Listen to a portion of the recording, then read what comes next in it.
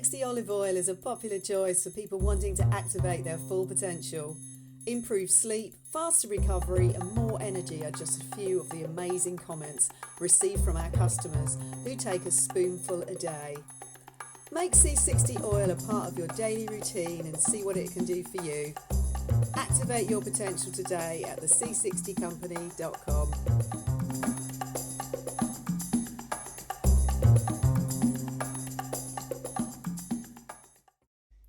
Nearly 200 people arrested across Australia for deliberately starting bushfires.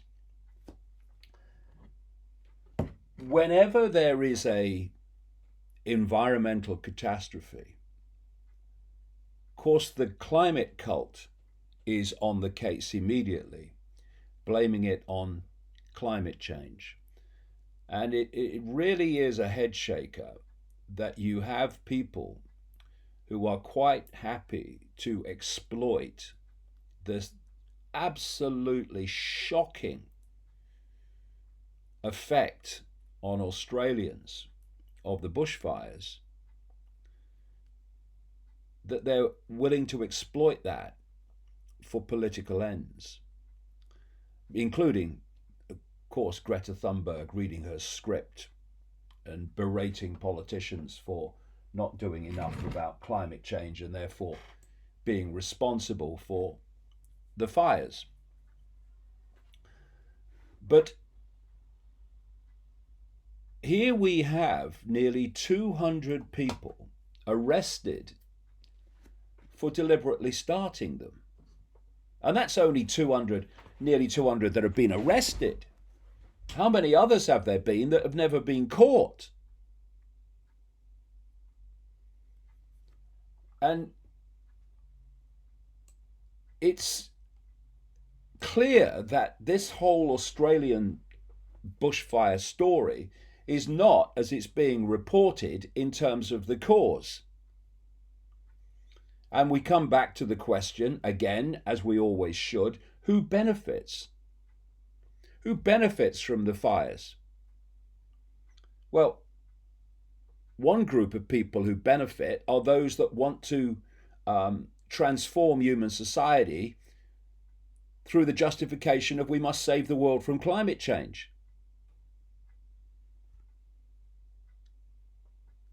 And also driving people out of the rural areas into cities is massively part of the global plan.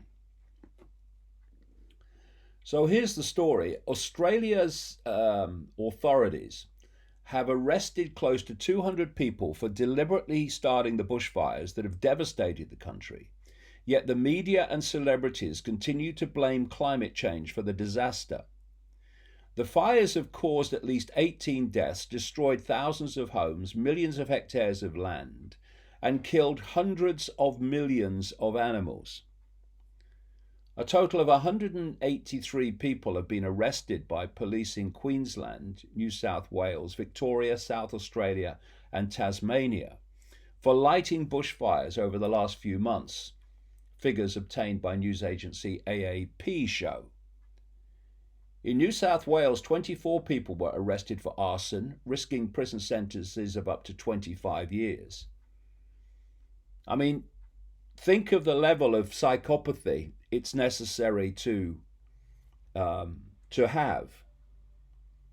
to light fires on purpose when you have already seen the devastation that other fires have caused.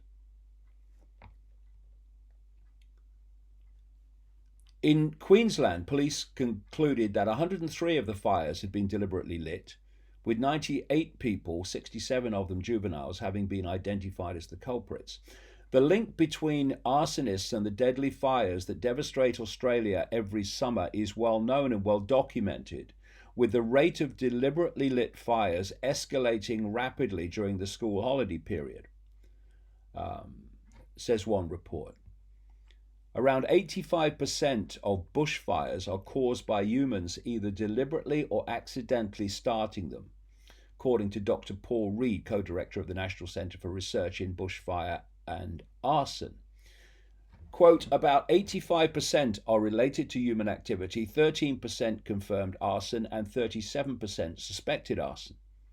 The remainder are usually due to reckless firelighting or even just children playing with fire. Reid also highlighted the link between school holidays and kids starting fires, commenting, school holidays are a prime time for fire bugs, but especially over summer. The kids have got time to get out there and light, and the most dangerous adults choose hot days. But no, it's climate change because it suits the agenda. And what you have is this stream of mendacious propaganda. Whenever there is a hurricane, there's more hurricanes than ever. No, there's not. Or it's tornadoes, more. No, there's not. And so it goes on. Oh, the polar bears are dying. Oh, no, they're not. As the figures show. And you know, the Nazis talked about propaganda in terms of the bigger the lie, the more will believe it. And that's a big point of resistance for many people to actually see the scale of lies that they're being subjected to, because the lies are so massive and so constant that people's reaction is, no, they wouldn't lie that much. I know they lie, but I mean, they wouldn't lie that much. They can't all be lying. But of course, they're not all lying in the sense of defining a lie as saying something you know not to be true. What happens is the core lies, and then great numbers of people in science and the climate cult, etc., and in the mentality of the woke, then believe the lies and perpetuate the lies while thinking the lies are true. This is how it works. And then, of course, people who've been lied to and have repeated the lies and campaigned on the lies, they are massively resistant to information showing that they were lies because they don't want to admit either to others or themselves that they've been massively, unbelievably scammed. So you have all these pressures and forces at work that perpetuate the insanity that the gas of life, carbon dioxide, is a threat to the world.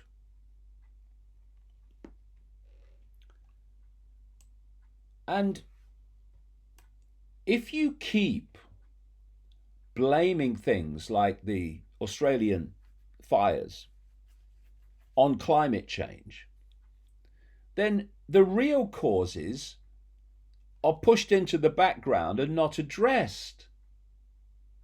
One of the great ironies is that fire breaks that were once instigated in the winter in Australia to stop or make it more difficult for fires to jump the breaks and go into wider areas, they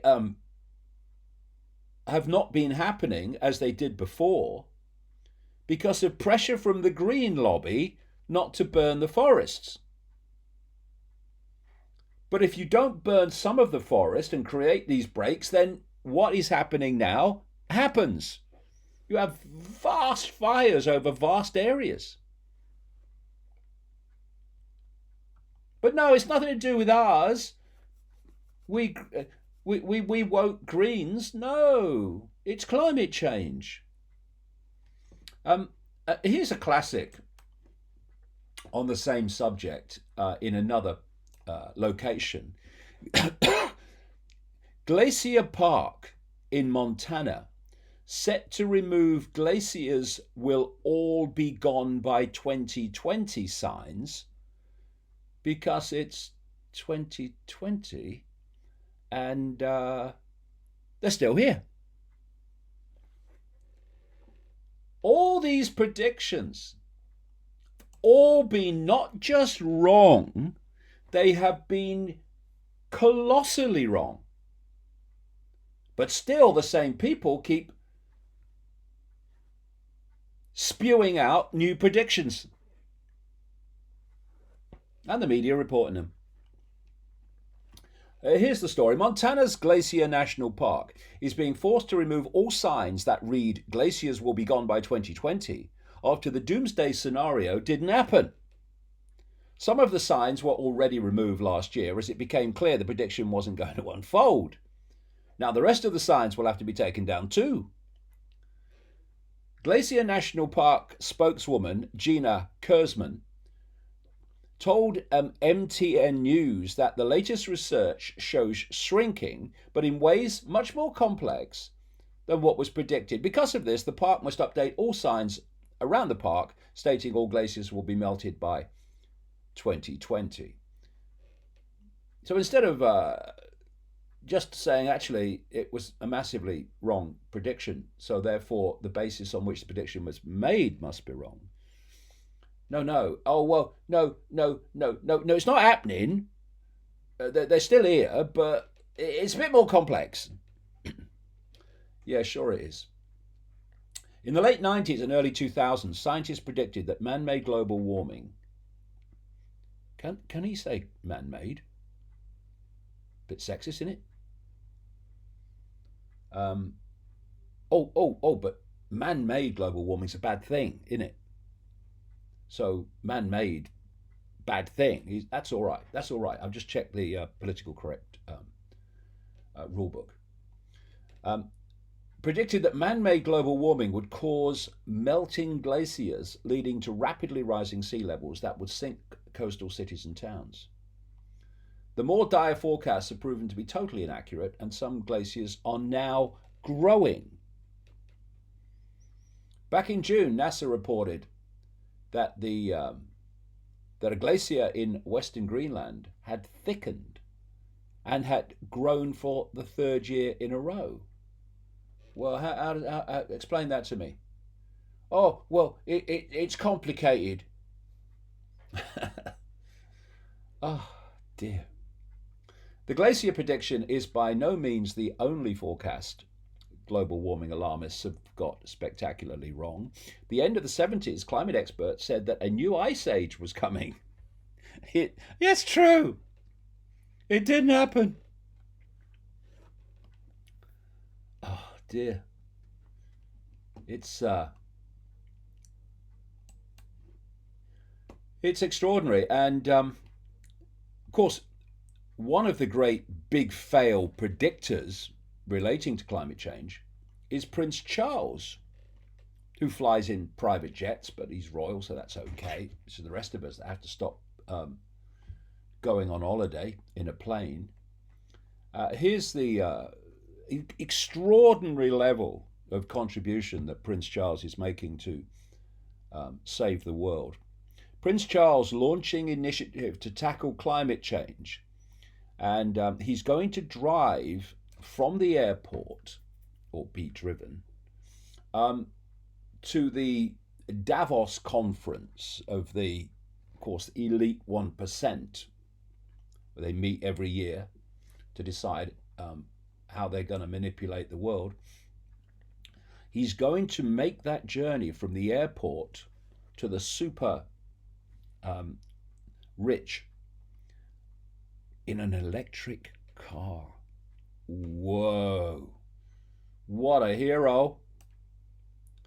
And of course the electric cars are being pushed by the climate cult, which is an expression of the global cult, because it's all moving towards autonomous vehicles where the computer will decide where you go and not yourself. and so that it's all a progression. This electric car thing is just a part of the totalitarian tiptoe to autonomous cars. Um, the story says Prince Charles is launching the Sustainable Markets Council. Of course, sustainable is the big buzzword for the global dystopia, to help tackle the world's environmental issues. The 71-year-old royal has long been a champion for environmentalism, and later this month he will launch his new initiative, the Sustainable Markets Council, at the World Economic Forum's meeting at Davos in the Swiss Alps. Well, why he's launching it? Not at somewhere that is public, like calling a news conference and saying this is what he's launching it at a meeting of the 1% or less than 1% in terms of Davos. And it just so happens the whole climate change hoax is being driven by the 1% and the deep inner core of the cult, which connects into the 1%. And so it's